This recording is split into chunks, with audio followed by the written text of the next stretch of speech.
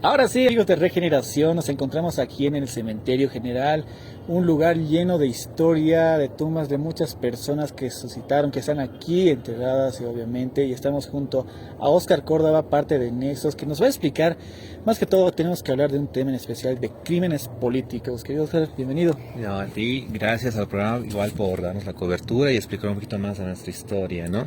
Exacto, y ahora, ¿qué nos vas a explicar? Estamos aquí Sí, con Pando, ¿verdad? Un poquito. sí, es muy interesante que acá vamos a hablar de un crimen político que pasó en el siglo pasado, casi hace 100 años, más de 100 años, y vamos a hablar de la muerte de Pando y el contexto, ¿no? Si ha sido asesinado, si ha sido una muerte fortuita, es decir, por su organismo que no ya desistió. Pero aquí tiene que ver mucho el crimen político por el mismo hecho de que la persona que los indicaron de manera injusta se encuentra acá, ¿no? Y acá podemos ver un poquito más de todo el mausoleo de José Manuel Pando, que está hecho en piedra comanche, y la piedra comanche, realizada por el arquitecto Hugo Almaraz, tenía una estilística, ¿no? Básicamente la piedra comanche es la que pueden ver los adoquines de toda la zona de Sopocachi que Ujú. están hasta ahora, ¿no? Perviviendo. Y lo interesante es que José Manuel Pando ha sido un gran presidente, ha sido un presidente del pueblo, por así decirlo.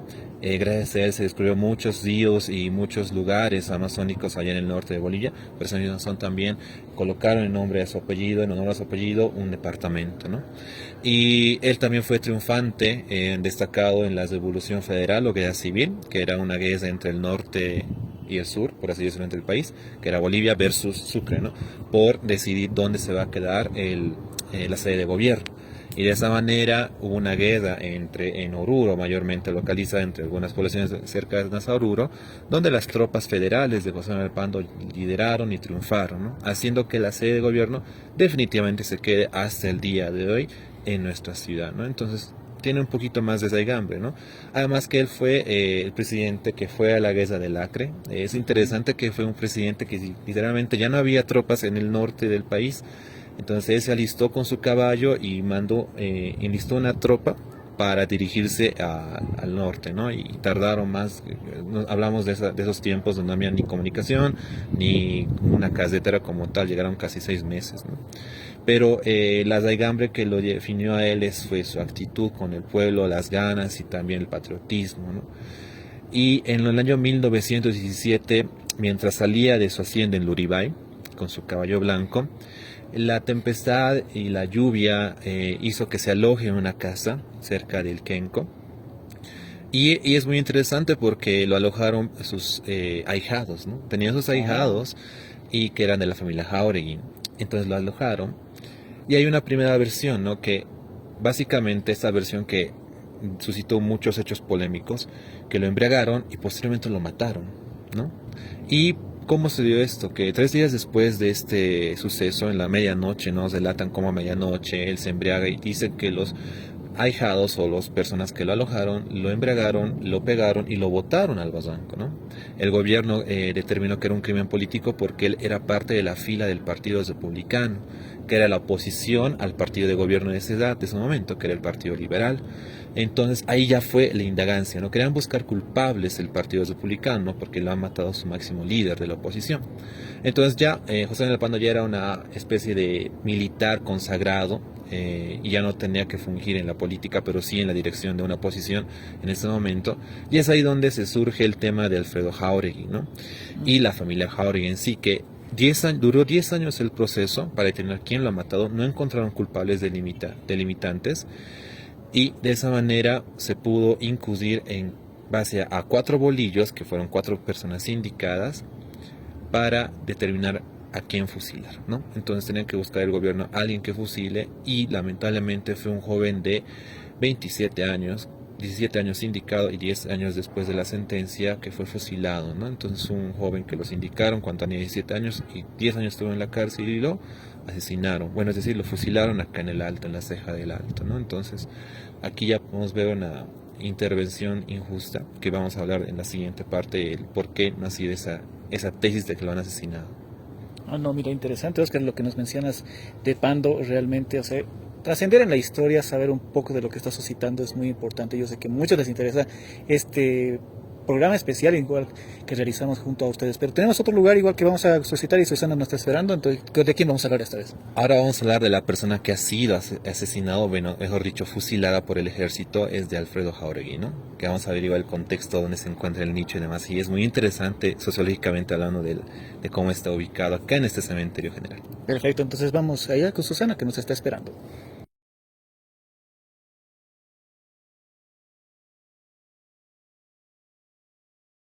Muy bien, ahora estamos en otro punto, justo por la vía G, se podría decir, ¿no? Para poder hablar acerca del mártir Alfredo Jauregui.